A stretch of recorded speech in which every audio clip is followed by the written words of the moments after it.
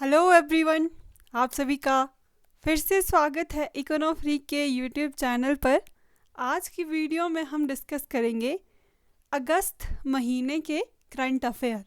ये current affair आपके हिमाचल प्रदेश के लिए कवर किए जा रहे हैं। तो अगर आप हिमाचल प्रदेश से संबंध रखते हैं तो ये करंट अफेयर आपके लिए बहुत इम्पॉर्टेंट है। इन करंट अफेयर का जो सोर्स है वो गिरिराज अखबार है, जो हिमाचल प्रदेश सरकार द्वारा हर हफ्ते बुधवार को प्रकाशित किया जाता है। तो चलिए शुरू करते हैं।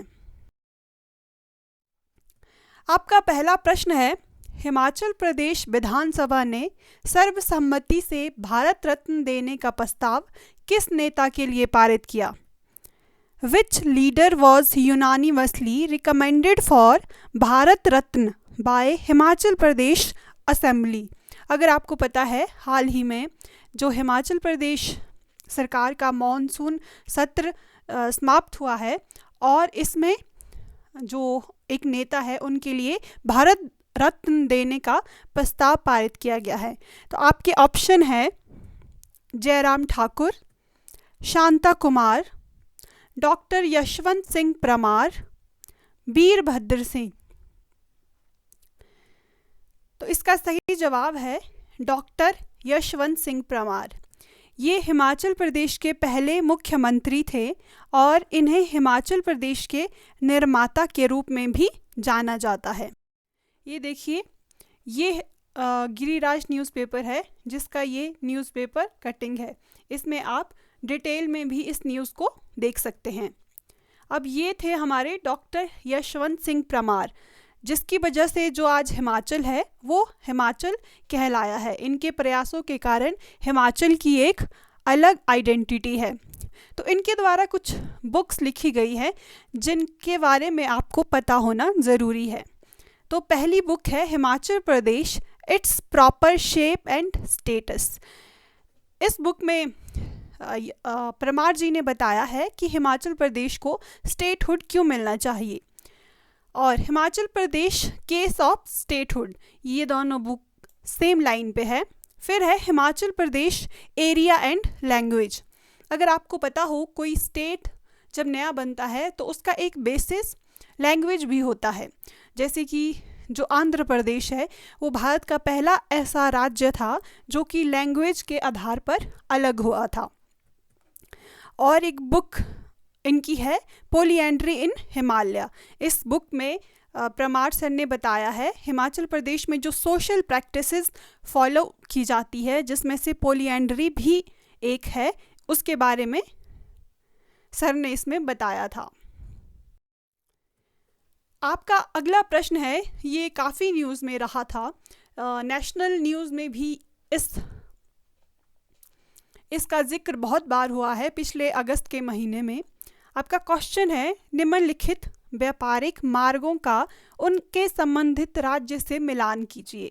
Match the following trade route with their respective state and region. Column A में आपके पास ट्रेड रूट दिए गए हैं और कॉलम बी में आपके पास स्टेट दिए हैं। तो आपका ऑप्शन ए है लिपू लेक, ऑप्शन बी है शिपकिला, ऑप्शन सी है नाथुला। तो लिपू लेक है हमारा उत्तराखंड में, शिपकिला है हमारा हिमाचल प्रदेश में और नाथुला है हमारा सिक्किम में। ये तीनों रूट ऐसे हैं जिनको हाल ही में सरकार ने खोलने का ऑर्डर निकाला है। इसका मतलब ये हुआ कि ये जो पुराने ट्रेड रूट्स है, इसमें चाइना के साथ जो ट्रेड था वो जो ढोकलाम विवाद हुआ था उसके बाद बंद था, लेकिन अभी हाल ही में इन ट्रेड रूट को खोलने की अनुमति दी गई है। तो इसके साथ साथ आपको ये पता होना चाहिए कि ये किस किस स्टेट में पड़ते हैं। ये हमारे गिरिराज न्यूज़पेपर की न्यूज़ है कि भारत चीन शिपकिला दर्रे के माध्यम से व्यापार खोलने पर हुए सहमत। इसके साथ साथ जो सरकार है उसने कहा है कि 2026 से कैलाश पर्वत, गगन रेनपोछे व मानसरोवर झील की तीर्थ यात्रा भी शुरू कर दी जाएगी, जो कि हिमाचल की टूरिज़्म के लिए एक एक नया कदम होगा, क्योंकि हाल ही में हिमाचल प्रदेश गवर्नमेंट ने बॉर्डर टूरिज्म को भी खोलने का ऐलान किया है। तो उसी दिशा में ये अगला कदम है। हिमाचल प्रदेश का पहला प्राकृतिक खेती उपज मंडल कौन सा है? हिमाचल प्रदेश गवर्नमेंट नेचुरल फार्मिंग को बहुत ज़्यादा बढ़ावा दे रही है। इसके लिए बहुत सारी फसलों के लिए सरकार ने मिनिमम सपोर्ट प्राइस MSP भी अनाउंस किया है। तो उसी का एक परिणाम है कि हिमाचल प्रदेश के एक डिवीज़न को natural farming division sub division बोला गया है। तो आपके ऑप्शन है भ्रमौर, पांगी, डलहौजी, चुराहा। तो इसका सही जवाब है पांगी।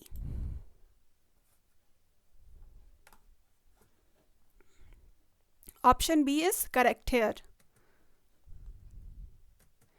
ये हिमाचल प्रदेश के पांगी जिले से संबंधित न्यूज़ है, जिसमें सरकार बोल रही है कि अगले महीने से 60% रुपए प्रति किलो की दर से वो जौ की खरीद शुरू करेगी। प्राकृतिक रूप से उगाए गेहूं पर हिमाचल प्रदेश ने कितना MSP घोषित किया है? What is the MSP was declared by Himachal Pradesh for naturally grown wheat? आपके ऑप्शन के साथ आंसर भी सही दिख गया है, तो ऑप्शन सी आपका बिल्कुल सही है। अगला प्रश्न है, राष्ट्रीय उपलब्धि सर्वेक्षण में हिमाचल प्रदेश 21वें स्थान से किस स्थान पर पहुंचा है? इसका मतलब ये हुआ कि नेशनल अचीवमेंट सर्वे में हिमाचल की रैंक हुआ करती थी 21st, जो कि बढ़कर हो गई है। आपके ऑप्शन है 10th, 7th, 5, 3rd। तो इसका सही जवाब है option C. Himachal Pradesh national achievement सर्वे में 5th पोजीशन पर आ गया है।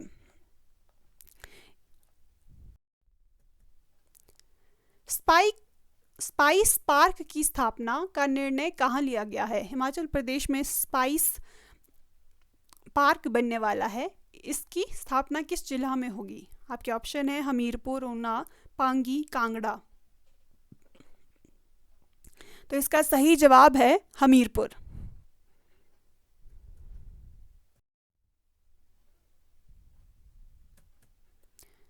आलू प्रसंस्करण संयंत्र स्थापित करने का निर्णय कहाँ लिया गया है?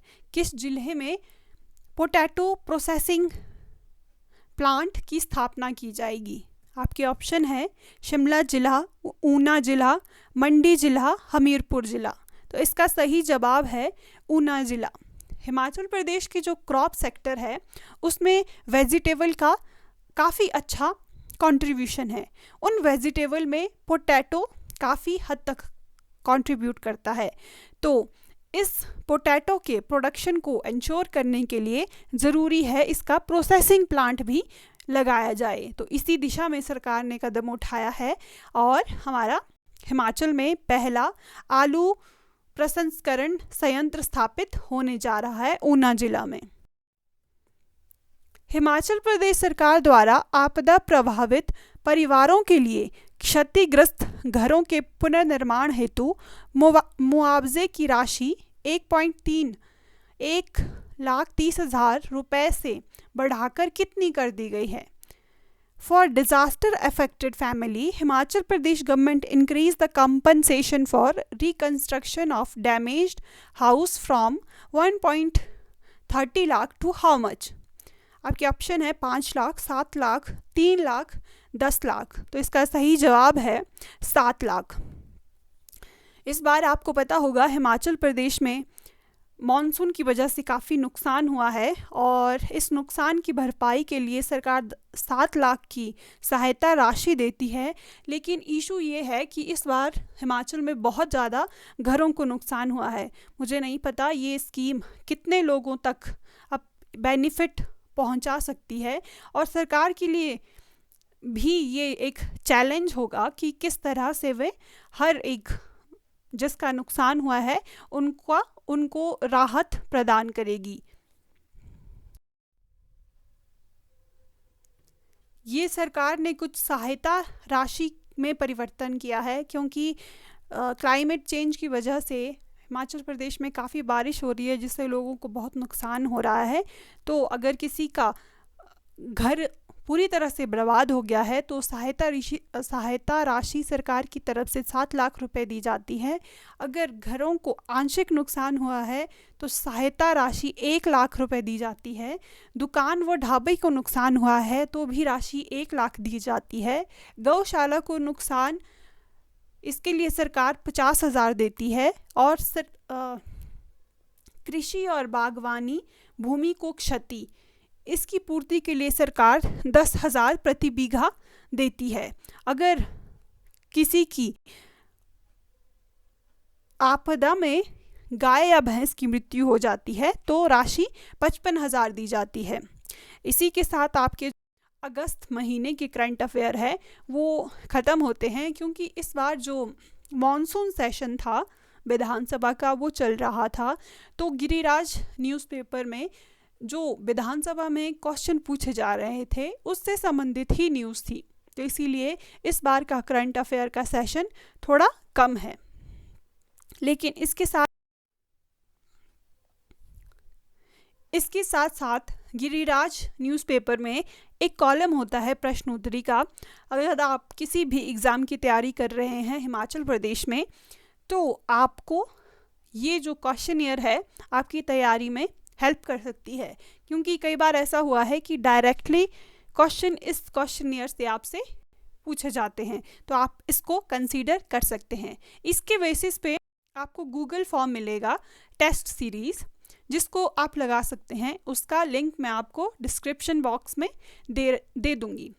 तो अगर आप इस वीडियो में यहाँ तक बने हैं तो आपका बहुत बहुत धन्यवाद। अगर आपको इसका PDF चाहिए तो आपको टेलीग्राम चैनल ज्वाइन करना होगा, जिसका लिंक आपको चैनल के होम पेज में मिलेगा। तो आपका बहुत बहुत शुक्रिया। आप इस वीडियो को सपोर्ट करने के लिए, मुझे सपोर्ट करने के लिए लाइक, शेयर एंड सब्सक्राइब कर सकते हैं, कमेंट कर सकते हैं। Thanks for watching.